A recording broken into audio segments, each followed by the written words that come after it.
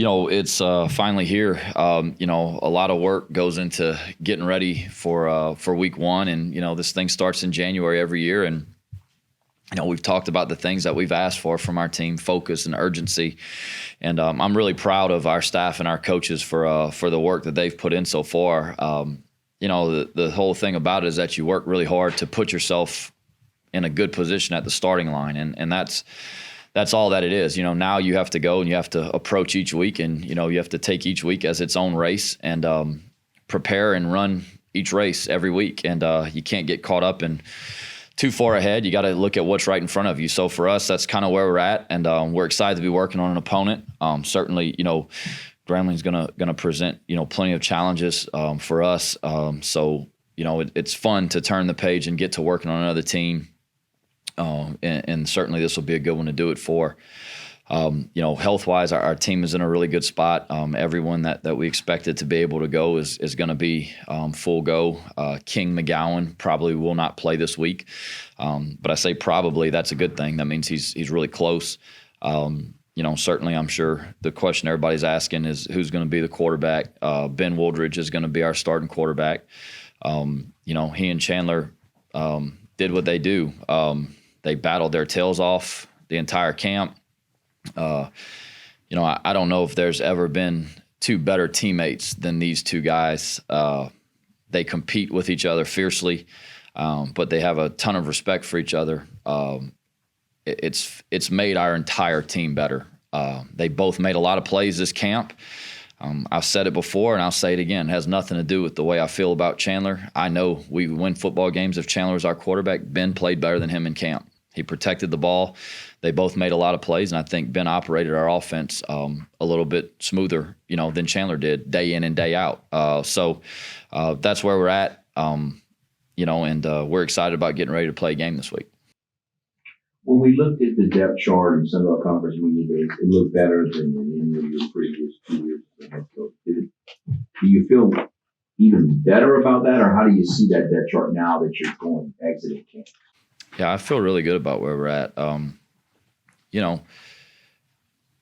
For different reasons, there were holes, kind of the first 2 years. Offensively, the first year, we just had a lot of holes to fill that we weren't able to fill the way we wanted to. Last year, we were a little younger. The inexperience and the youth on defense, I think, probably played a bigger factor than maybe I thought. I knew it was a talented group. This year, we've been able to build off of that experience, add some more experienced players in there, and certainly put some guys in positions where, I felt like we lacked a little bit at times last year, up front, getting a little bit more size there, adding some more pieces to the edge to allow us to be able to do some different things on defense and different rush packages and things like that, and 12 personnel and heavy run sets. So I think as a staff, our staff did a good job addressing some needs that we had. But ultimately, I think we have a veteran experienced team that, we haven't had the last 2 years on both sides of the ball. So I feel really good about our team and where we're at. There's a big difference between as a player going out there and hoping or thinking that you're going to play well, and going out there and knowing you're going to play well. And I think that's the difference right now, is that on both sides of the ball, you really have guys that have experience. They've played under the lights. They've played well. They know they can play well. They know they will. And that goes a long way. As far as experience goes, probably the one position that we're a little bit young and inexperienced at is tight end, which for us for the last 5 years has not been the case. You had guys there for a long time that, you had seniors, a couple seniors stacked up with juniors behind them, and, a young guy that got his feet wet. That's probably the one position that, we are a little bit young, feel like we're really talented. You got Terrence Carter and Caden Jensen and Ty Stamey, and, trying to figure out who our fourth guy that's going to be in that mix is right now, between, Rhett Guidry and Jathan Caldwell and some of these other guys that are battling out for that. But, it's a talented group.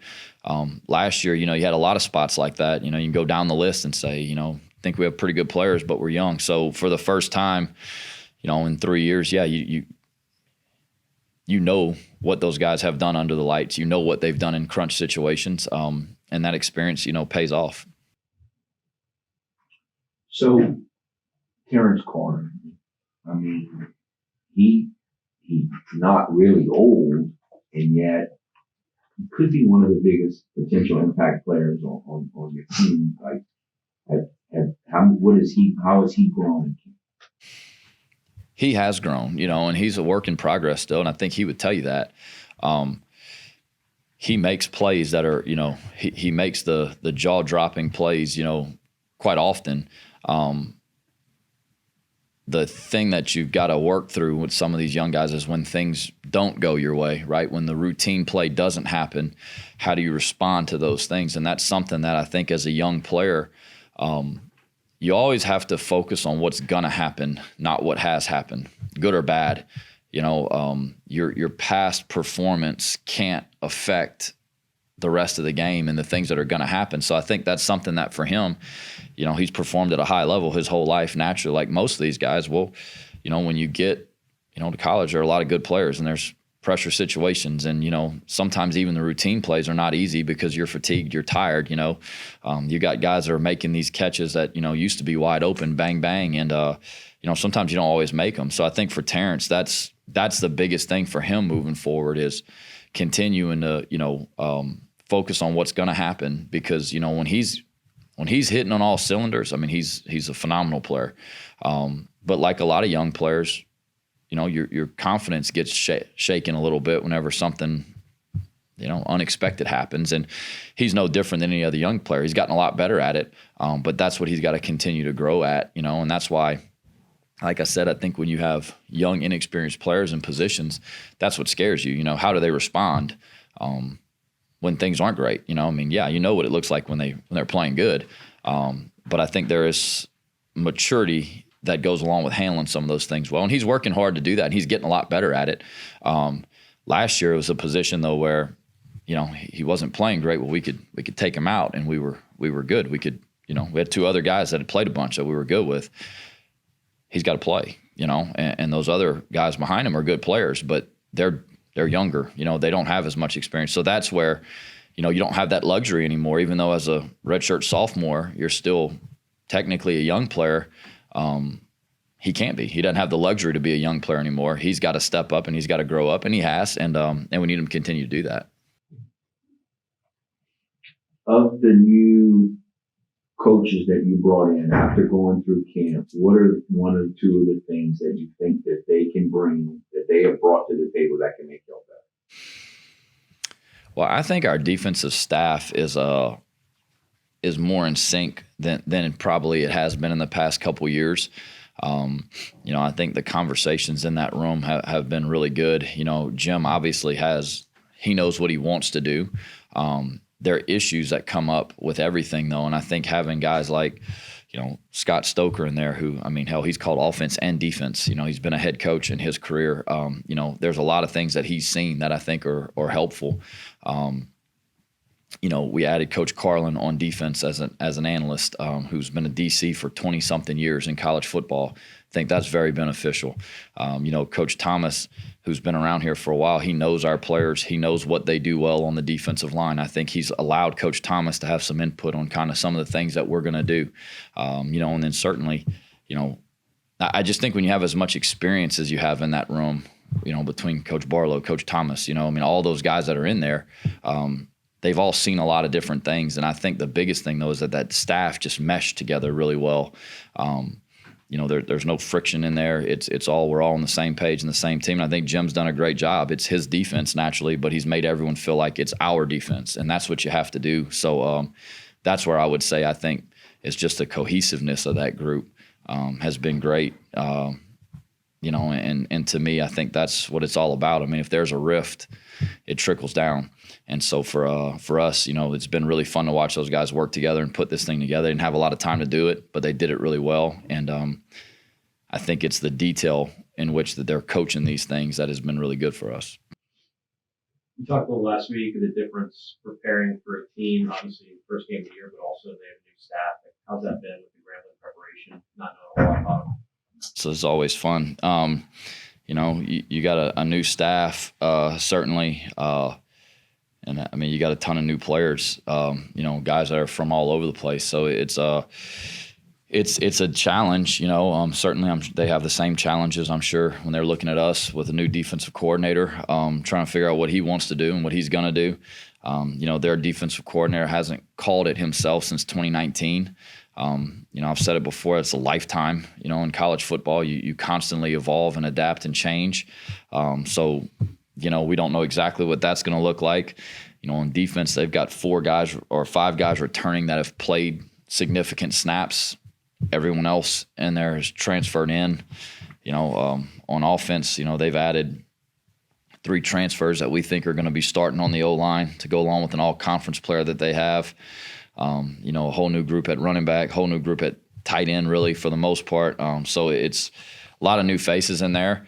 We're going to have to play sound football. I mean, you're just going to have to rule everything up, and you have to go out there, and it's going to be camp rules. I mean, you're going to have to go out there and, when we play our defense, they do a lot of different things. We don't know if it'll be what front it'll be. We don't know what coverage it'll be. You just got to go out there and rule it up and have things that you can adjust. The quarterbacks know the answers to. The guys up front know how to block it, and you got to let your players go play. So that's what we've got to do, is make sure we're running things they know how to operate and things they know how to do, and think we have a good team. We got to let them go play good. Rob had mentioned last week when going up against the defense of kind of like how fast and how they get at them. What have you noticed about that kind of the defense as far as the speed is concerned through the camp and everything like that? Yeah, I mean,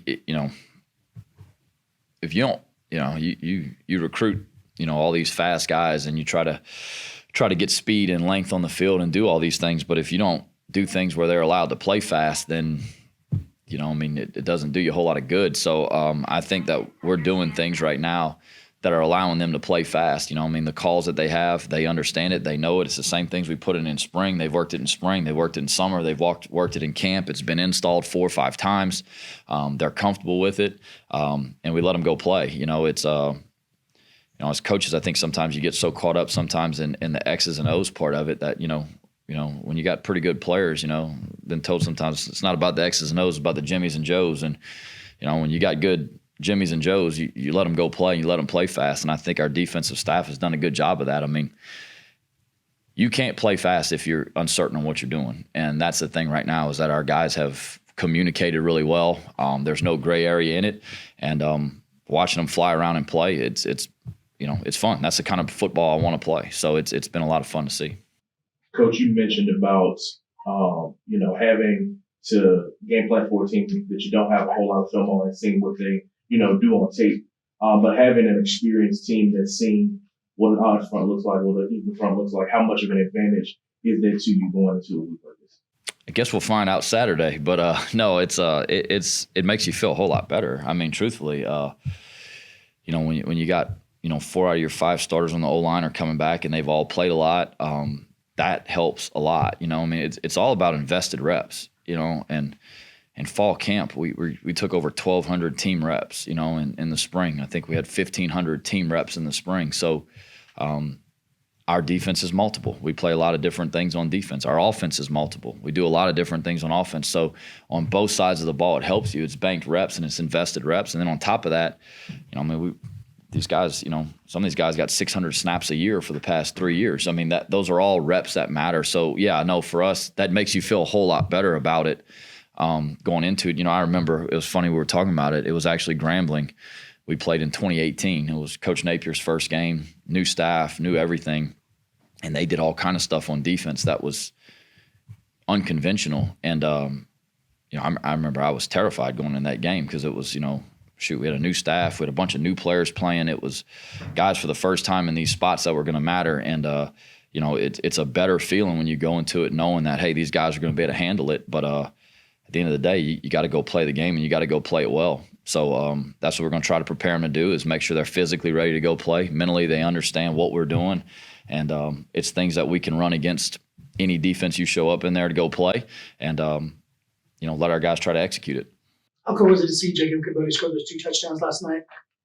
I didn't get to see it. I was at work, but I heard about it. I had a bunch of text messages. So, no, it's awesome. He's a guy that, a testament to hard work, to resilience, to perseverance. How many times could that guy have just given up and and said that, this just wasn't working for him. So talent has never been his issue. We talked about that from one of the first press conferences I had when we started talking about our team that spring in 22 was how talented he was, just the things he had to do to be able to play more consistently for us. And every year he's done that,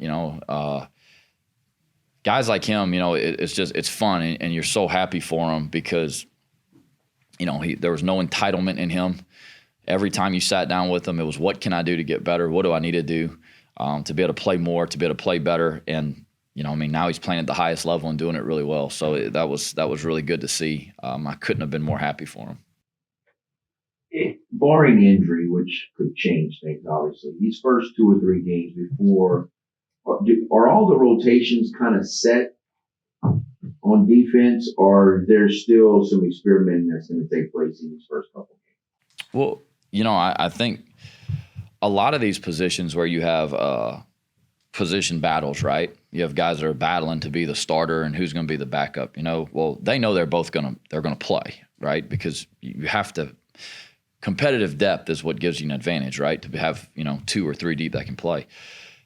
There is something to how you play in the game, though, as well, if that makes any sense. Like, there's some guys that just play better under the lights. So I think there's a lot of value in those guys getting to play. Yeah, we'll go into the game kind of set with, hey, these 2 or 3 guys are going to play. We'll kind of, maybe it's, 50, 40, 10, you kind of break it down like that and that percentage.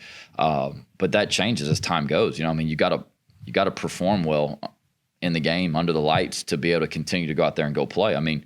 I said this to the team, when you have a quarterback battle and the 2 quarterbacks that everybody believes in, they're battling their tails off every day to go out there and lead the team. It makes the whole team better. No one on the team is safe. It's that simple. I don't care if you've been, A.J. Gilly's been a 4-year starter. All right, now I'm not going we haven't found anyone to go take his spot yet. Just, this isn't like earth-shattering to anything, but he knows he's not safe. He knows he's got to go and he's got to work and he's got to earn his spot every day. And that's what you want. That's what makes you a really good football team. And for a lot of these guys, they may have won the battle coming out of camp, but now you got to keep it. And like I said, we've worked really hard to this point to have a great camp, have a great offseason. Well, now we got to go play good. And, otherwise all that stuff doesn't matter. So it's the same thing with the position battle, putting them under the lights. No coaches on the field. They got to go out there and do it themselves. There's value in it. And you see, hopefully the things you think you saw in practice are going to play out, but sometimes it doesn't.